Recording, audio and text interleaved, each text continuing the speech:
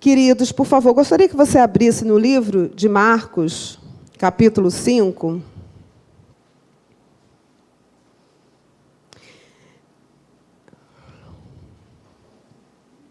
E nós gostaríamos, então, de falar hoje do amor de Deus. Esse amor tão grande, tão complexo, tão tremendo, que a gente não consegue mensurar.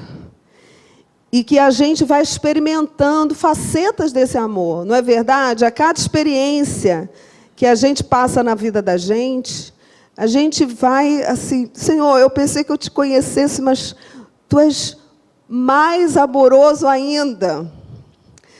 Teu amor é ainda maior do que eu imaginei. É uma coisa tremenda isso, né? Se eu com 17 anos, foi quando eu aceitei Jesus, isso já faz 41 anos, vai fazer 41 anos, né? E, gente, como foi maravilhoso conhecer o Senhor. Eu percebi que os 17 anos anteriores, eu ainda não o servia, eu ainda não conhecia o seu amor conscientemente. Eu experimentava sem saber, né? E eu vi ali naquele dia do meu encontro com Deus, como Ele tinha me guardado e me livrado de tantas coisas, me livrado do mal, literalmente. Ele tinha me acompanhado até ali. E naquele momento que eu abri meu coração para o Senhor, eu compreendi que Ele poderia se manifestar ainda mais na minha vida, porque eu estava abrindo. Vocês sabiam disso? Que Deus é um gentleman, né? É um gen God, não é um gentleman, é um gentle God. Gentle God. Porque Ele te respeita. Nós não somos fantoches, como o mundo pensa que nós somos. Como o mundo pensa que nós somos pessoas alienadas, pessoas desinformadas. Isso é a ideia que o mundo tem. Mas a pessoa que conhece ao Senhor, pelo contrário, a sua mente se torna a mente de Cristo. A nossa mente parece que é mais ampliada, parece que a gente fica mais inteligente. Não é verdade? E o Senhor, Ele quer nos revelar cada dia mais do seu amor, do seu poder. E eu queria aqui hoje que nós víssemos a manifestação do amor de Deus de, pelo menos aqui, 3 formas diferentes, aqui no livro de Marcos, no capítulo 5. Mas antes eu queria completar essa ideia que eu introduzi, que o Senhor, Ele quer que todos sejamos salvos. A palavra de Deus diz assim, que Deus amou o mundo de tal maneira que deu o seu Filho unigênito para que todo aquele que nele crê não pereça, mas tenha vida eterna. João 3, versículo 16. Mas, como nós não somos fantoches, como nós somos pessoas de livre arbítrio, de livre vontade, pessoas que pensam, então Ele só entra aqui dentro do coração quando a gente chama. E eu, com 17 anos, quando o pastor Valmir disse assim, quem quer aceitar Jesus, fique de pé. Aí eu fiquei indignada. Porque eu disse assim, como assim? Jesus está no coração de todos, Ele ama a todos. Mas eu não compreendia que Ele me respeitava. Quando eu pedia socorro, Ele vinha. Mas quando eu queria fazer as coisas sozinha, Ele deixava eu fazer as coisas sozinhas. Aí que eu fui compreender que eu precisava dizer, Jesus, o meu coração está aqui, aberto para Ti. Entra, vem morar no meu coração, vem me conduzir, vem me mostrar o bom caminho, vem me mostrar a Tua vontade. Então, ali eu nasci de novo, ali eu comecei a caminhar junto com Deus. E eu sei que cada um aqui, se eu fosse chamar, cada um teria uma experiência linda para contar. Porque Deus nos respeita e Ele só entra quando a gente abre para Ele agir. Amém?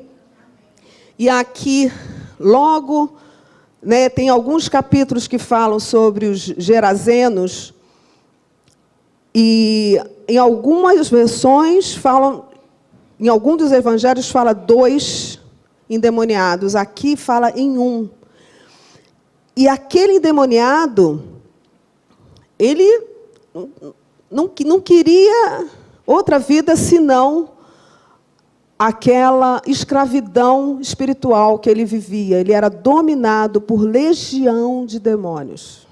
Todo mundo lembra dessa história. E eu não vou ler ali do comecinho, não. Mas vocês lembram que quando Jesus passou em Gadara, que ele encontrou aquele endemoniado, os demônios começaram a falar com Jesus: o que tu queres de nós? Né? Os demônios se sentiram incomodados, e nós sabemos da história, depois você vai ler em casa, dever de casa, e aqueles demônios foram expulsos. O que aconteceu? Vamos ler aqui no finalzinho do verso 14. Então saiu o povo para ver o que sucedera. Indo ter com Jesus, viram o endemoniado, o que tivera a legião, assentado, vestido em perfeito juízo, e temeram. Os que haviam presenciado os fatos contaram-lhes o que acontecera ao endemoniado e acerca dos porcos, e entraram a rogar-lhes que se retirasse da terra deles. Ao entrar Jesus no barco, suplicava-lhes o que for endemoniado que o deixasse estar com ele. Jesus, porém, não lhe permitiu, mas ordenou-lhe: vai para a tua casa, para os teus, anuncia-lhes tudo o que o Senhor te fez e como teve compaixão de ti. Então ele foi e começou a proclamar em Decápolis tudo o que Jesus lhe fizera, e todos se admiraram. Amém? Vamos orar? Queria que você falasse assim, mesmo como uma criança, né? Senhor, fala comigo nesta manhã. Fala aí, vamos falar? Fala comigo, Senhor. Vamos falar junto? 1, 2, 3 e já. Fala comigo, Senhor Jesus. Ó Deus, ouve a oração do teu povo, Pai, que nesta manhã está na tua casa para te adorar, para te glorificar e para aprender de ti, Senhor. Tem misericórdia de nós e fala conosco e leva-nos a uma profundidade ainda maior na tua presença. Em nome de Jesus, amém. Amém. Então, olha que coisa tremenda. Aquele endemoniado queria seguir Jesus. Ele foi liberto. Ele foi liberto, um desconhecido que estava ali endemoniado, e Jesus teve misericórdia. Então, o amor de Deus ali, sendo manifesto sobre uma pessoa desconhecida, uma pessoa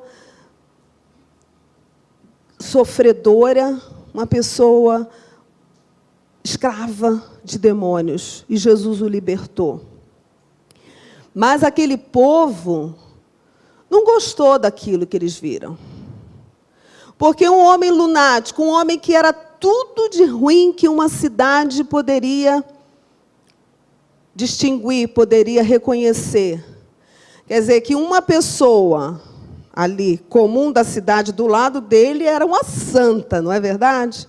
Quer dizer, Jesus acabou agora e revelou, porque agora aquele homem mau da cidade já não mais seria o homem mau, o homem lunático, o homem que devia xingar todo mundo quando as pessoas passavam. A gente pode imaginar o tipo de coisas que aquele homem fazia. O referencial, né, o Aloysio brinca, diz assim: quando uma pessoa gorda quer se sentir magra, ela fica do lado de uma pessoa mais gorda e ela se sente magra, não é verdade? E quando você tem uma pessoa que é o terror da cidade, e aquele terror da cidade agora é um homem arrumado, vocês leram aqui? Ele estava vestido, assentado, vestido em perfeito juízo. Então, aquele homem ele foi transformado pelo amor de Deus. Ele foi liberto, os demônios saíram da vida dele. E ele já queria seguir Jesus para pregar o evangelho. E o povo mandou Jesus embora. Não, nós não queremos que você venha aqui na nossa cidade, não, vai embora, nós não queremos. Eles temeram. E a gente pode inferir, a gente pode concluir que realmente eles estavam com medo de enfrentar a realidade deles próprios. Mas Jesus deixou ali o gadareno para pregar. E a gente lê que ele pregou na cidade dele, pregou em mais 10 cidades. Em Decápolis, mais 10 cidades ali. E todos se admiravam do que Deus havia feito com aquele endemoniado. Então, o amor de Deus continuou se manifestando através daquele endemoniado. Jesus disse, se eu não posso ficar para manifestar o meu amor, a minha glória, o meu poder, eu vou deixar alguém que vai manifestar esse mesmo amor, essa mesma glória em nome de Jesus. Amém? Muitas vezes, quando a gente chama os nossos amigos para virem à igreja, e que eles não podem nem pensar, Deus me livre, eu não boto o pé em igreja, e tem 1000 motivos para não vir. Eles não querem vir, mas você está lá. Amém?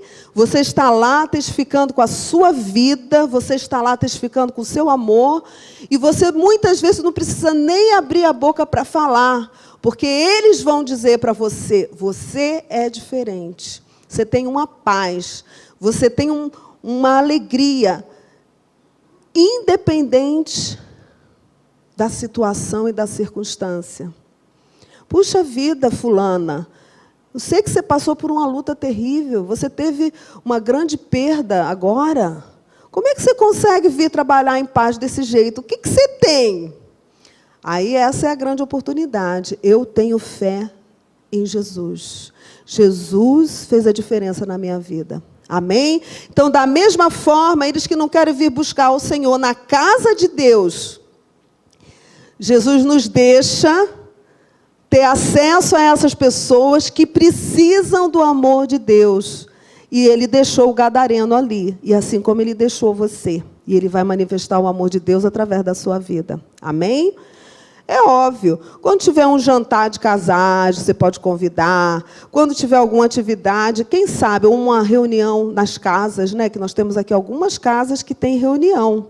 A casa do Murilo, que mora aqui pertinho. Né? Se você quiser convidar algum amigo, meu amigo nunca viria à igreja, mas numa casa ele iria. Então, olha, tem aqui, tem na casa do pastor Heitor, no Leblon também, né? E depois, se Deus quiser, várias outras casas estarão abertas para receberem pessoas ali para conhecerem o amor de Deus.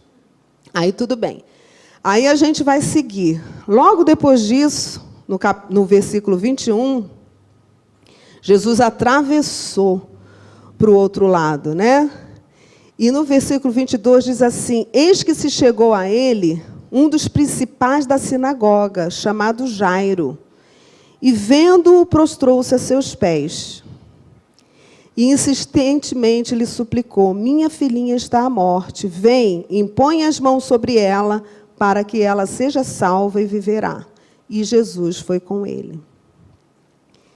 Então, aqui nós vemos um homem que tinha uma importância, né? Quer dizer, assim Jesus viu um homem desconhecido, um homem que era temido numa cidade, um homem que não era apreciado por ninguém, Jesus manifestou o seu amor. Agora aqui, um homem que era importante, era um dos principais da sinagoga, e ele se prostrou, ele se humilhou ali diante de Jesus. E ele não precisou falar muito. Jesus teve compaixão daquela menina que estava doente, disse, eu vou com você, e seguiu.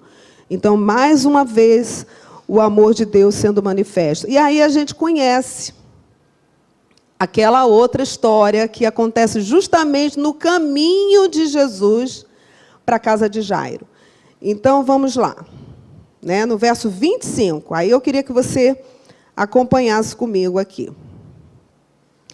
Aconteceu que certa mulher, que havia 12 anos, vinha sofrendo de uma hemorragia e muito padecer à mão de vários médicos, tendo despendido tudo quanto possuía, sem, contudo, nada aproveitar, antes, pelo contrário, indo a pior, tendo ouvido a fama de Jesus, vindo por trás dele, porque entre a multidão tocou-lhe a veste, porque dizia: se eu apenas lhe tocar as vestes, ficarei curada.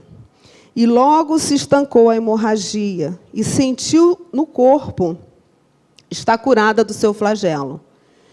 Jesus, reconhecendo imediatamente que dele saíra poder, virando-se do meio da multidão, perguntou: quem me tocou nas vestes? E responderam-lhe seus discípulos: vês que a multidão te aperta e dizes: quem me tocou? Ele, porém, olhava ao redor para ver quem fizera isto. Então a mulher, atemorizada e tremendo, côncia de que do que nela se operara, veio, prostrou-se diante dele e declarou-lhe toda a verdade. E lhe disse: filha, a tua fé te salvou, vai-te em paz e fica livre do teu mal. Amém? Glória a Jesus. É uma maravilha nesse texto. Isso aqui que se chama roubar a bênção, saber roubar a bênção, né? Porque ela, coitada, ela padecia daquele mal há 12 anos. E a criancinha que estava doente tinha 12 anos. Quer dizer, olha que coisa tremenda, né? Uma menina cheia de vida ficou enferma para a morte. E aquela mulher, já há 12 anos, ela tinha uma hemorragia. Se você for ler na lei, aqui atrás, né, na Bíblia, você vai ver que uma mulher, no período menstrual dela, no período em que a sua menstruação vinha, ela era considerada imunda. Então, ela não podia pegar em ninguém, né? O lugar onde ela dormia era um lugar imundo, era uma coisa assim diferente. Na nossa cultura é algo completamente diferente. Então, a gente supõe o seguinte: se há 12 anos ela padecia desse mal, se ela era casada, ela já não podia ter contato com o marido há 12 anos. Quer dizer, a gente não sabe como é que um casamento desse sobreviveria, né? E mesmo ela com filhos, também seria a mesma coisa. Ela era considerada uma pessoa imunda. Quer dizer, uma pessoa que estava numa solidão terrível, num estado terrível. Nós não conseguimos, assim, alcançar o que ela estava sentindo, né? Talvez no momento mais íntimo teu, que você talvez tenha se sentido só,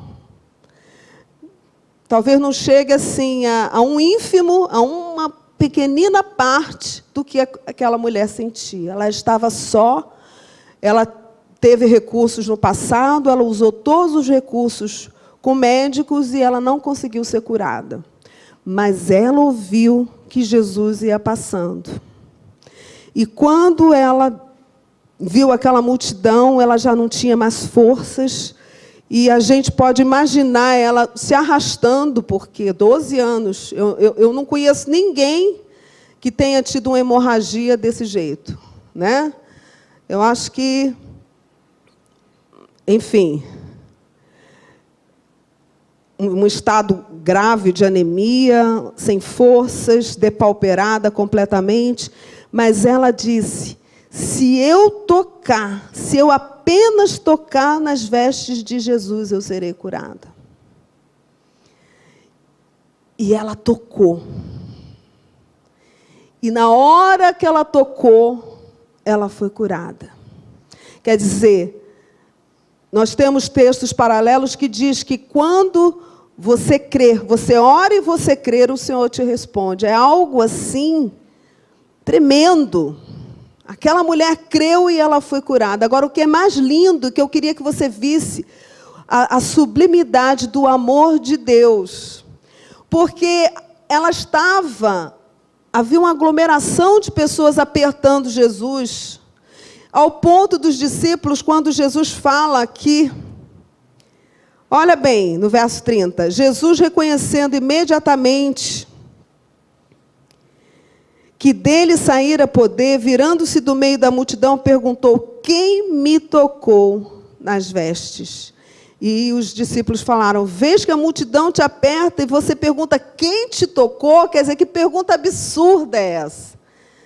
Mas está registrado aqui. Jesus perguntou: quem me tocou? Porque ela não disse outra coisa senão: se eu tocar.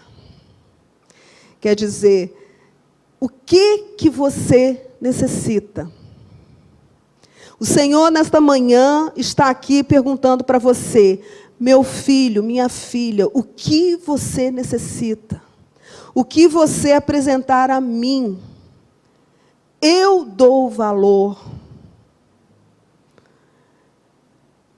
Eu me importo.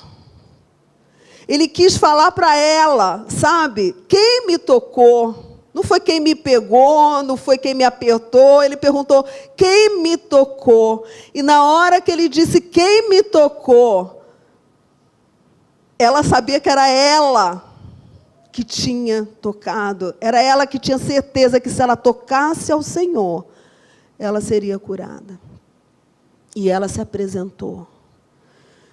Então, um Deus que cura um desconhecido, um lunático que estava há tantos anos escorraçado de uma cidade, odiado, talvez apedrejado, e que não pediu, porque ele não conhecia. Ele estava completamente cego, obstruído de participar da vida. E o Senhor foi lá e o libertou. E quando ele foi liberto, ele decidiu: eu vou seguir Jesus, porque tem que haver a decisão pessoal nossa. E seguiu e pregou, e vidas foram abençoadas naquele lugar. Amém? Agora, aquela mulher, ela disse, e Jesus ouviu. Ela sem forças, ela desesperada, ela falou. E o Senhor escutou. E o Senhor fez questão de dizer para ela: olha, ali naquela hora que você estava sussurrando, eu estava te ouvindo. E nesta manhã, o Senhor está te ouvindo. Porque nós temos, queridos, nós amamos ao Senhor, mas nós temos as nossas petições também. Em um outro texto, que vocês vão lembrar agora quando eu falar, da mulher que procura o juiz iníquo, era um juiz malvado, e aquela mulher tinha uma causa, e ela chegava para o juiz, ela chegou para o juiz e disse: julga a minha causa. E o homem mau, aquele juiz malvado, disse assim: não. E ela insistiu com ele: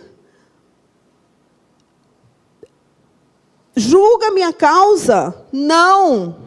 E aquela mulher insistiu: julga a minha causa, julga a minha causa. E aquele homem, sendo mau, julgou. É verdade que ele disse assim: eu não aguento mais, deixa eu julgar a causa dessa mulher, porque essa mulher está me incomodando. E ali em seguida, a palavra de Deus diz assim: nós também devemos insistir com o Senhor, mas não é nesse sentido daquela mulher. Não é perturbar ao Senhor para pedir e ele fazer. Não. É porque aquele homem era mau e ele fez. E o nosso Deus é bom. E ele faz porque ele nos ama. Amém? Nós não sabemos de que forma ele vai fazer muitas coisas. Às vezes nós oramos, essa semana aqui na reunião de mulheres, toda terça-feira, 3h, nós temos uma reunião de mulheres aqui, bem intimista, uma reunião gostosa de oração, nós lemos a palavra. É uma reunião muito boa, toda terça, 3h. E nessa reunião nós estávamos justamente falando sobre a vontade de Deus. Porque a Bíblia diz assim: orais e não recebeis, porque pedis mal. Né? Pedis e nada tendes, porque pedis mal. Porque usais de vãs repetições. Então, existe todo um processo para a oração que a gente precisa entender, a gente precisa viver. Orem em nome de Jesus. Por que nós devemos orar em nome de Jesus? Porque foi Jesus que nos reconectou com o Pai. Foi Ele que nos deu o acesso ao Pai. Então, é em nome dEle que nós chegamos à presença de Deus. Nós temos acesso direto ao Pai por causa de Jesus. Então, a Bíblia nos diz que esse nome é um nome poderoso. Fazendo um parênteses, por incrível que pareça, gente, até aí no mundo, nos centros, eles usam o nome de Jesus. Vocês acreditam numa coisa dessa? É verdade, eles usam. Agora, eles não têm autoridade para usar o nome de Jesus, porque quem pode usar o nome de Jesus com autoridade é quem é lavado pelo sangue de Jesus. Amém? É quem aceitou Jesus como Salvador, aceitou Jesus como Senhor da sua vida. Então, o nome de Jesus tem poder. Então, a gente precisa orar. Tem a oração do Pai Nosso que Jesus nos ensinou. Nós temos tantos exemplos de oração. Ele nos orienta a orar ao Pai em nome de Jesus. Gente, glória ao Senhor. Nós temos que usar a oração. E nesse exemplo que eu falei da mulher que chegou diante do juiz, a grande prova ali é a prova do amor de Deus. Nós vamos insistir com Deus, mas não para perturbá-lo, nem para cansá-lo, porque Ele é incansável, amém? Mas nós vamos apresentar a Deus porque Ele é um Deus de amor, um Deus que se preocupa conosco, um Deus que quer nos atender. Mas Ele quer fazer da melhor forma. Por isso é que a gente tem que fazer como Jesus. Jesus, no Getsêmani, falou assim: Senhor, se possível, afasta de mim este cálice, mas que seja feita a tua vontade. E a vontade do Pai não era que o cálice fosse afastado. Amém? Ele tomou o cálice até o fim. Ele morreu por nós. Então, nós precisamos entender que nós precisamos apresentar a Deus todas as nossas necessidades, todas as nossas preocupações, os nossos anseios, colocar diante dEle. Mas sempre lembrando, Senhor, a Tua vontade é perfeita para a minha vida. Faz a Tua vontade. Se por acaso eu estou insistindo da maneira errada, então me mostra. Eu quero orar da maneira certa.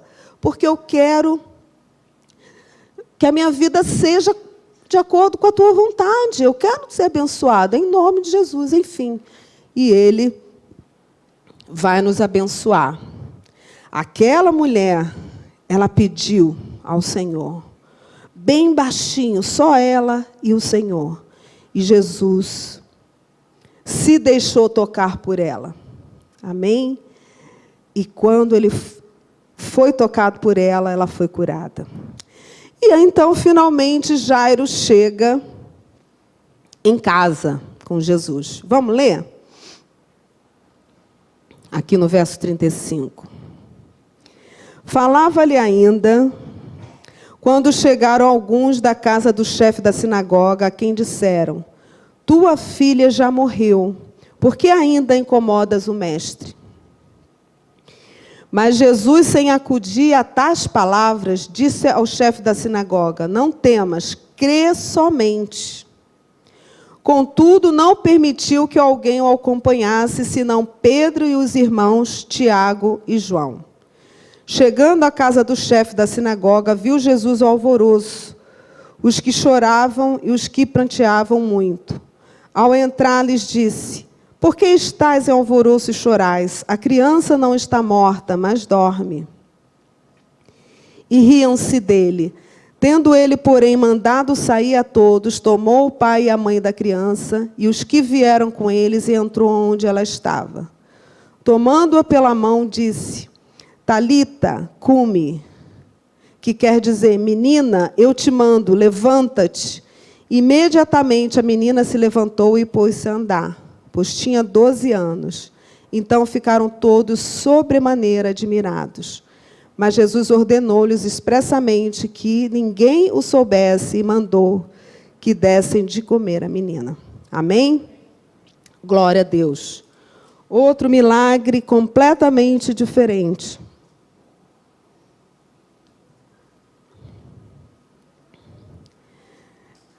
Quer dizer, algo impossível, né? Para nós. A menina já estava morta. E quando Jairo chegou em casa,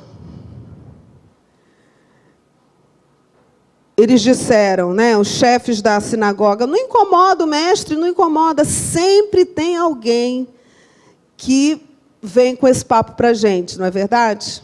Quando a gente está... Não perdi a esperança ainda. Não, eu não perdi a esperança ainda. Mas, gente, mas você não está vendo? Desiste. Que você não aceite esse tipo de colocação. Amém? Não deixa ninguém roubar a tua bênção. Não deixa ninguém roubar a tua bênção. Porque é você... A Bíblia diz que nós temos que colocar a armadura da fé. Vocês lembram disso? Nós temos que botar o escudo da fé. E é com esse escudo que você vai se proteger dos dardos do inimigo. E o inimigo, ele não quer que você tenha fé. Ele quer que você desista. Eu não sei se você já acordou de manhã sem vontade de se levantar da cama, sem forças. Ah, meu Deus, mais um dia para enfrentar. Eu não aguento mais. Eu creio que todos aqui já passaram por isso. Isso é humano, isso é natural nosso. Mas aí a gente logo lembra do Senhor. O amor do Senhor logo cedo nos inunda. Às vezes é verdade que alguns demoram mais. Às vezes a gente precisa de uma palavra. Eu me lembro, tem já alguns dias, foi aniversário do Aloísio, e nós tivemos aqui no culto o pastor Valmir Cohen, e eu me lembro muito bem o seguinte, a minha sogra morreu 28 de novembro, e a minha mãe morreu 21 de janeiro do ano 2000. Minha sogra morreu em 99, no final do ano, no final de novembro. E a minha mãe morreu 21 de janeiro. Faltava uma semana, para cumprir 2 meses. Não estava ainda completado os 2 meses. E você pode imaginar uma sogra-mãe? A minha sogra era uma mãe. Não é, Ana? Era mãe da Ana, mas era minha mãe também. Uma mulher maravilhosa que me ensinou a amar ao Senhor, que me ensinou a ser uma guerreira de Deus. Quando a minha sogra morreu, eu me dei conta que eu era uma guerreira. Antes eu pensava, me sentia tão fraquinha, mas quando ela morreu, eu percebi que ela me preparou para ser uma guerreira. E é assim que nós temos que fazer discípulos. Nós temos que ensinar aquilo que a gente sabe para as pessoas, que a gente ganha para Jesus, para as pessoas que estão à nossa volta, que estão começando a caminhar com Cristo. A gente não torna essas pessoas dependentes de nós. A gente torna essas pessoas dependentes de Cristo.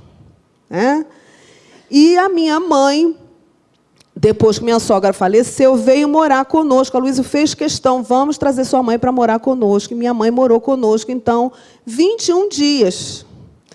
Porque ela esteve internada aqui no São Lucas, e quando ela teve alta, ela veio, então, eu fiz a mudança dela, ela veio morar conosco. E ela viveu comigo 21 dias, como ela poderia estar viva até hoje conosco. Mas o Senhor a levou.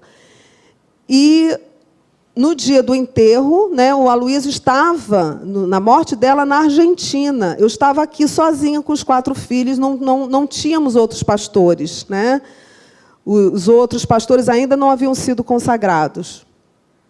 E era um período em que o dólar, o peso estava $1, e a Argentina parece que veio aqui para o Brasil fazer turismo assim intensamente. Não tinha passagem para o Aloysio antecipar a volta. Então, eu disse para ele, meu amor, não se preocupa, fica aí. Então, nós preparamos tudo, fizemos o enterro, vieram pastores, mas eu fiquei à frente ali de tudo. E no domingo de manhã, porque o enterro da minha mãe foi sábado, no domingo de manhã, eu acordei, os meus 4 filhos ali, nós íamos abrir a igreja, porque as pessoas iriam chegar. E na hora que eu acordei, sabe, quando você assim, parece que você levou uma surra, né? Porque são perdas grandes e muito próximas. E eu tinha que levantar, o culto tinha que acontecer, naquela manhã eu iria pregar, aí o pastor Valmir me liga. E ele fala assim, Luiziana, oi, pastor Valmir, ele costumava me ligar assim, ainda mais num domingo de manhã, né? Minha filha, estou ligando para você, para dizer para você que o Senhor é contigo, que o Senhor te abençoe, que você levante, que você tenha forças para estar à frente hoje do culto na igreja. Foi um carinho tão maravilhoso de Deus através do servo dele. Amém? Então, eu tive forças ali, eu fui fortificada pelo Senhor através do pastor Valmir. Eu lembrei desse momento, né? Então, há momentos na nossa vida que são muito difíceis e que dá vontade de desistir. Não vou fazer mais. Eu não consigo. Aquelas pessoas do meu trabalho, eu vou desistir delas. Elas que vão para o inferno. Literalmente, né? Elas que vão para o inferno, porque elas não me escutam, elas são mais. E, às vezes, a gente vê coisas terríveis. Bom, eu vou lá para trabalhar e pronto. Não, você vai lá para trabalhar, mas você vai lá para ser luz também. Não é? Às vezes, com a nossa própria família. Eu desisto dessa gente, né? Não quero mais saber do meu marido, não quero mais saber da minha esposa, esses filhos, eu desisto, não procuro mais. Se eles não me procuram, não procuro mais. Procura sim, porque é você que vai fazer a diferença na vida deles. Eles precisam do amor de Deus e é você que vai alcançá-los. Amém? É você. É nessa hora aqui, no caso, Jairo queria que Jesus fosse orar com a filha dele. E disseram para ele, não incomode. Mas eu queria que você pensasse que não importa qual o motivo de oração que você tenha, qual o propósito naquele momento, qual o desafio de Jairo era ele ter a filha de volta. Eu não sei, às vezes é o teu casamento que está morrendo. Talvez um filho teu esteja morrendo espiritualmente. Talvez uma mãe, um pai, uma tia. Eu não sei. Eu só sei o seguinte, que você é luz e você é vida, e você jorra de dentro de você a água da vida, e as pessoas estão com sede, e as pessoas precisam beber das águas que vêm de dentro de você. Então você precisa deixar fluir, mas você diz assim, mas eu não tenho força, porque a vida é difícil, eu tenho muitos afazeres, eu tenho muita responsabilidade, eu tenho muitas contas a pagar, não sei qual é o problema. Tem muitos problemas. Tem muitos problemas.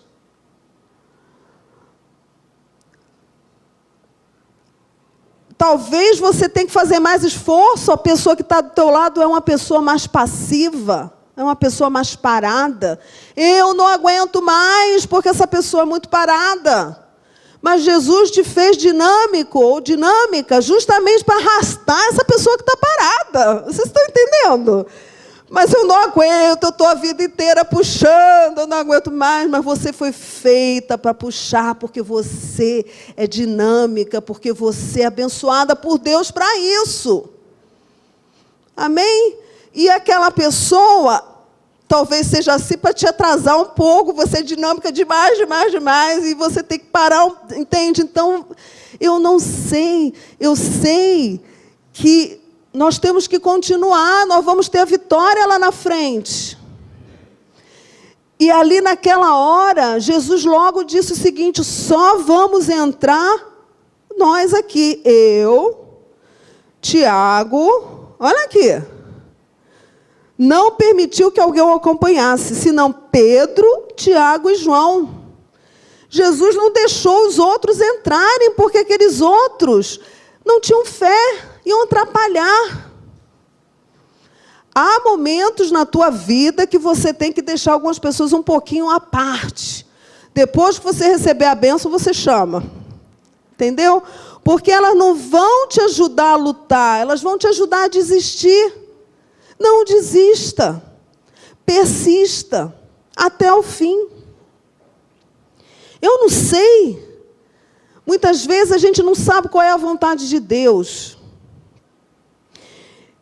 A minha sogra era uma mulher diabética e ela teve um problema que eu não sei se a Maura sabe dizer. O pé encharcou, o pé dela desmoronou. Não sei como é que é aquilo, gente. Os ossos do pé dela desmoronaram.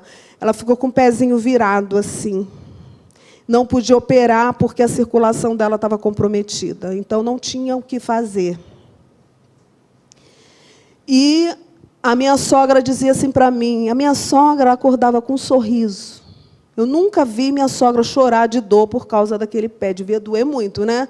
Porque se um calo dói, você pode imaginar os ossos do teu pé desconjuntar todos e você... Ela mal podia caminhar. Eu levava o café dela na cama. Por 2 anos, antes dela morrer, eu levava para ela na cama, ajudava a tomar banho. Eu e a Ana, né? A Ana não morava com ela, eu que morava, então eu estava ali mais presente.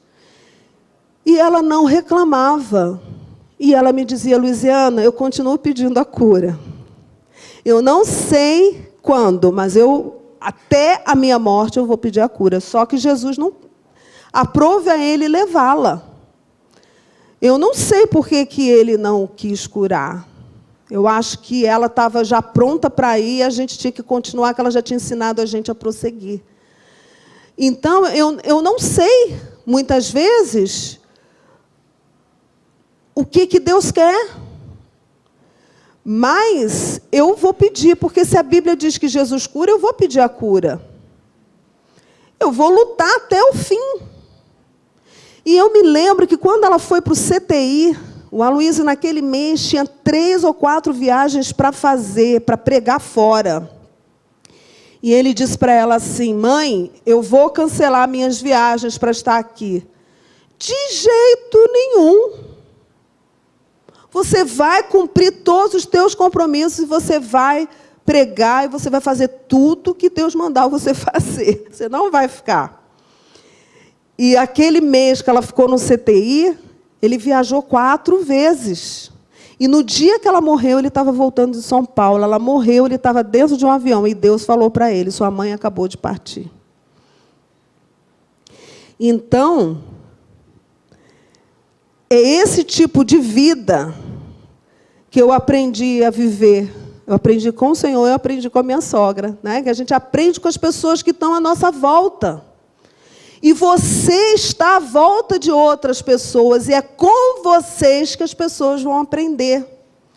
E esse amor de Deus que eu estou falando hoje aqui vai ser manifesto através de você.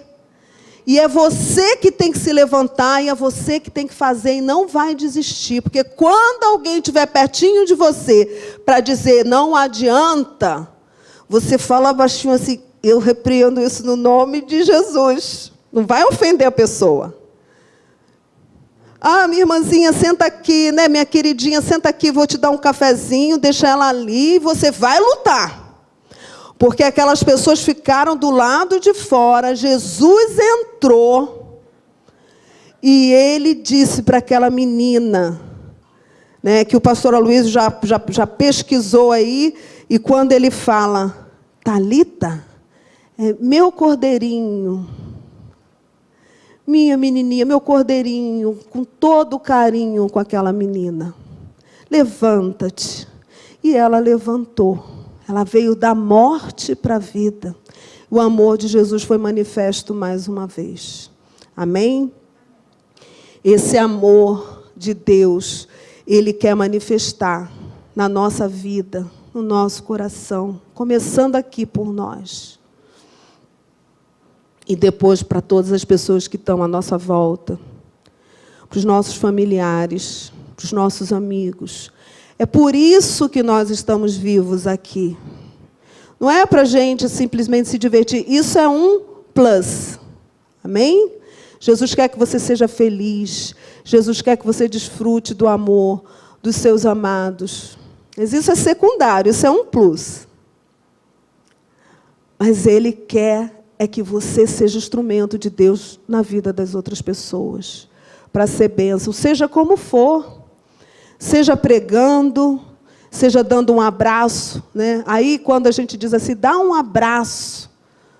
Quem sabe aquele abraço que você vai dar vai ser o abraço que a pessoa veio aqui hoje buscar, que aquela pessoa está precisando, aquela pessoa está angustiada, aquela pessoa está se sentindo só. E aquele abraço vai curar a alma daquela pessoa. Aquele abraço vai vivificar o espírito daquela pessoa. E se você não der o abraço, você virar para o lado, talvez essa pessoa deixe de ser abençoada por você. Não deixe passar esse privilégio que Deus está te dando. Amém? Ou de dar uma palavra, ou enfim, de fazer todas as coisas. Mas o que eu quero deixar aqui bem lembrado é o amor de Deus, que é desse tamanho. Um amor de Deus que é intransponível, é um amor que nos abraça, é um amor que cuida de nós, é um amor que nos ergue, que nos reergue, que nos impulsiona. E é esse amor que a gente tem que experimentar no nome de Jesus. Amém? Seja de que forma for, seja como o gadareno, seja como aquela mulher do fluxo de sangue que estava no desespero da vida dela, seja aquela menina que estava morta. Os seus amados é que pediam por ela, não é verdade? Estava doente. Não era ela que estava pedindo, era o pai dela. E a cidade inteira que amava aquele pai estava pedindo por aquela criança. E ele manifestou o amor dele indistintamente para cada um. E assim como ele manifesta na tua vida. Aquela palavra que você sussurrar, sabe? Ele vai ouvir. Se você foi injustiçado, eu queria dizer para você aqui nessa manhã, joga essa dor, entrega essa dor na mão de Deus hoje. Se você foi literalmente injustiçado, de novo eu falo, se você foi ofendido, se você foi injustiçado ou injustiçada, entregue essa dor hoje aqui no altar de Cristo. Se você perdeu alguém, se você perdeu uma posição, entregue essa dor para Deus hoje. Entregue suas perdas para Deus. Porque o Senhor, Ele vai cuidar de todas elas. Amém? Ele vai fazer algo.